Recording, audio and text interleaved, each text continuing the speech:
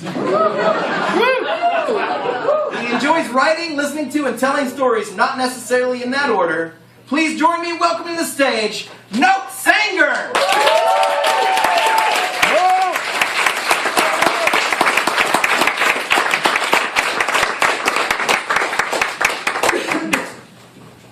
All right.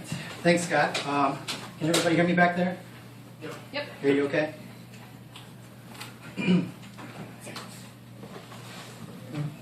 Every once in a while, when I'd be out with my wife and our friends, I'd glance over to a table of guys, hooting and hollering, and I'd have two thoughts.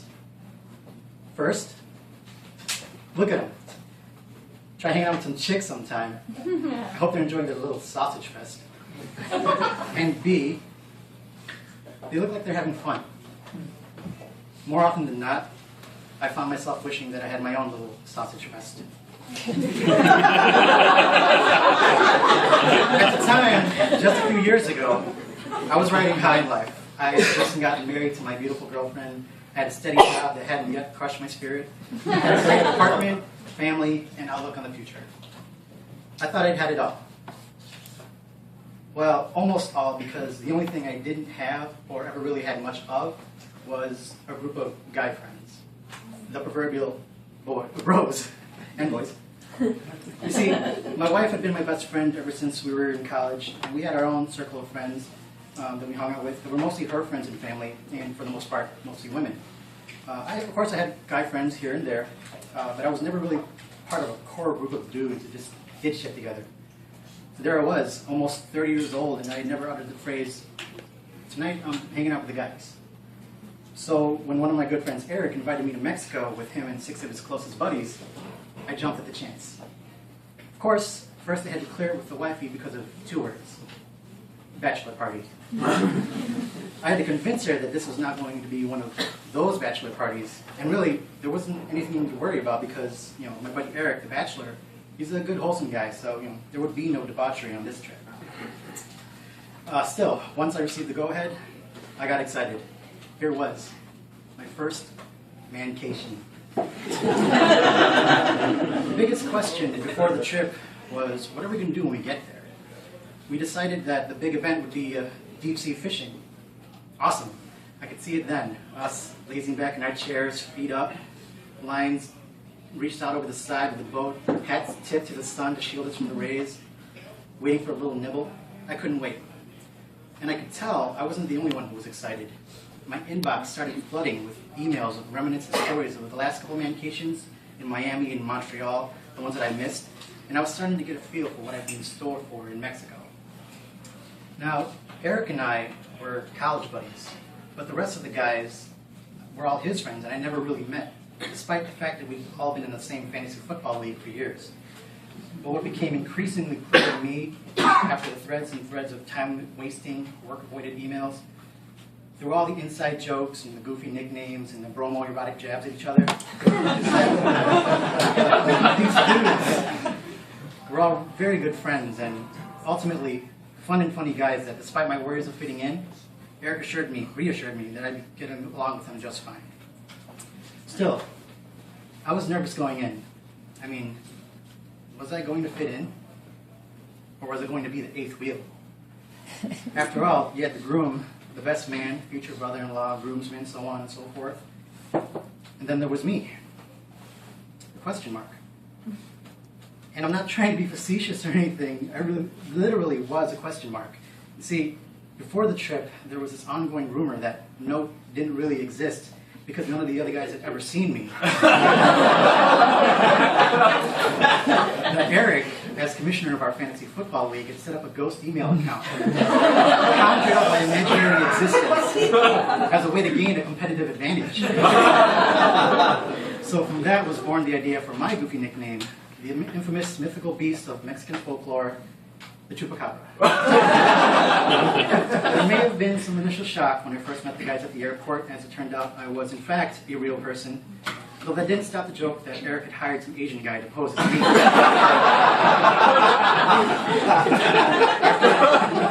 After exchanging a few pleasantries, we were finally airborne. Destination, Cabo San Lucas. Upon landing, and after we got situated at our hotel, we went on the hunt for some fish tacos and, perhaps more importantly, tequila. I wish I hadn't pulled an all-nighter for work before the trip, because by the end of the first night, I got so drunk that I almost didn't notice the dry, coarse sand on my cheek as I lay half passed out on the beach. I needed to be helped back to the hotel where I was laid on the bed as my night was over. Or so they thought. What happens next is only what I've been told.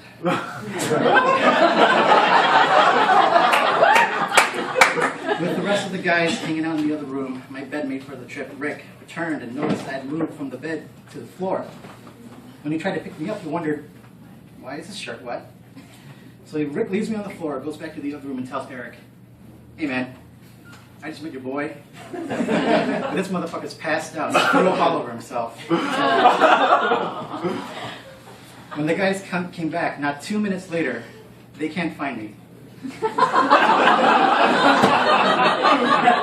Where the hell is Nope? You couldn't have gone far. And I hadn't, because they eventually found me. How I ended up in that closet, I'll never know. From this point on, the rest of the night was hazy. I remember the guys trying to make me throw up some more to get it out of my system. I remember Ryan, the only guy with kids at the time, barking out fatherly orders like, make him drink some Gatorade, or give him some bananas, it'll make his poo hard. And for some reason, I remember Eric picking me up and us falling backwards into the bathtub, both shirtless. Needless to say, it was a disaster. I was just completely smashed, and it was awesome. The next day, I made a better impression as they all got to know me a little bit better, sober. We hit the beach, we ate, I didn't drink too much. We also confirmed our big deep-sea fishing adventure. The fishing people told us to keep two things in mind since we had to be at the marina by 5:30 a.m. That was, get some sleep and don't drink too much. So naturally, we went out drinking that night, stayed out to 3 in the morning. Somehow, we made it to the marina in time, albeit dead tired and still a little drunk. We met our ship's capitans, the Mexican equivalents of Gilligan and the skipper. They didn't speak a lick of English, but at least they had donuts and coffee waiting and a packed lunch for each of us. The boat was probably a little bit bigger than the SS Minnow because it seated 8 of us plus the 2 capitans pretty comfortably. The inner cabin had a small bathroom, and a mini kitchen with a sink, side table with booth seating, and windows all around so you can look out onto the deep blue ocean. There was a tiny second-level deck, great for taking pictures, but we mostly hung out in the back. There were precast fishing lines all along the sides of the boat so that they would trail as the boat would sail along. And so once a line had a bite, you could just grab the pole and just stick it in the slot as you sat in the captain's chair and reel it in. Even better, we thought. We didn't have to do a thing. The fish would come to us. We were all excited to go fishing, all but Frank, who was the only guy who gets seasick. But Frank came prepared with a plan. See, he would take some Dramamine, and he also had these seasickness bracelets on both wrists, and he had some chewing gum that was supposed to ease nausea. We each took a piece of that gum just to help with the previous night's drinking. And before Frank discovered that the boat didn't have any life vests, we set sail for the next 8 hours. For the first 45 minutes, it was picture-perfect paradise. We just lounged around on deck, soaking in the fresh ocean air, the water that was so blue, and the beautiful scenery. We saw dolphins and whales, and we caught these 2 huge 20-pound yellowfin tuna. It was amazing. And we still had 7 more hours to go. We thought this was easy. We thought we were all going to catch our own fish. Then we started to sail further and further away, going deeper and deeper into the Pacific, where the waters started to get choppy. And by choppy, I mean the waters were fucking choppy. The boat started rocking heavily like we were in a sea storm, except the skies were crystal clear. You'd think Frank with his seasickness would be the first to get sick, but no. That honor was bestowed upon Ramel. Understandably, as he was the most hungover from the night before. But poor Ramel threw up, and then he threw up again, and he didn't stop throwing up. Then it was Frank's turn. We joked that his 3 anti-nausea methods canceled each other out, and he lost that battle with seasickness. Then I started to feel all disoriented. I was getting that uneasy feeling in my head and throat, and I knew it was inevitable. I waddled to the bathroom, dropped to my knees, felt the boat swaying side to side until I couldn't hold it any longer. I threw up just the one time, but at least I had the common sense to lay on that bench inside the cabin, where I stayed mostly until the end of the trip. The boat continued to seesaw. When I looked outside the windows from inside the cabin, all I would see was all blue sky 1 second, then all blue water the next. Blue sky, blue water. Ramel threw up. Blue sky, blue water. Ramel and Frank threw up. Then, a massive wave hit us so hard that everyone started puking at the same time. Rick clung onto the ladder for dear life as he was spewing over the side of the boat. Ramel hurled onto the deck again so hard his glasses fell into the vomit. Unfazed, one of the capitans just started hosing down the deck as if it was routine, like it happens all the time. Inside, Ryan and Frank strove to reach the bathroom, but Eric beat them to it, leaving Frank to throw up in the sink, and all Ryan had to throw up in was the trash can. After offering his tribute to the porcelain god, Eric got the sudden urge to take a dump in the same toilet. Then, after smelling the combined stench, he had yacked all over again. With everyone else losing around them, Eric's two best men, V and Jim, somehow managed to be the only guys not to throw up at all. In fact, they sat across from me on that bench and decided now was a good time to eat. I would lift my head up and see them, reveling in our misery, laughing at us the entire time, and enjoying the little sandwiches, which made us all the more sick. Though it was somehow fitting that V and Jim somehow stayed true to their wedding titles, and of all of us, they truly were the best men. Man, I really wish they'd thrown up.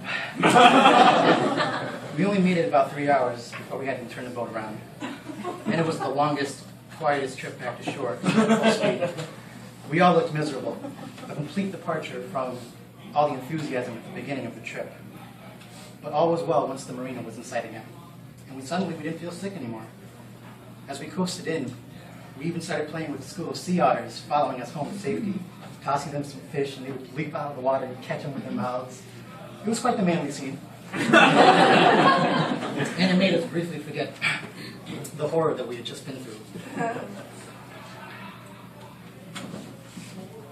Once ashore, we took our only 2 fish to a restaurant on the marina who would work on a dinner feast for us later that night after we recovered at the hotel.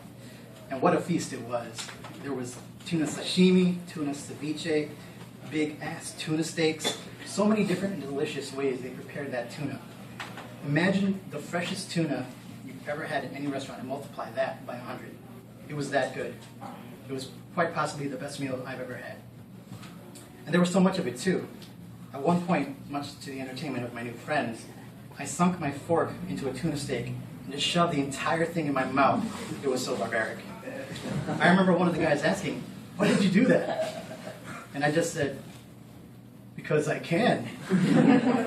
We spent the rest of that dinner stuffing our faces with tuna and cervezas, already laughing and reminiscing about what would forever be known as the fishing trip.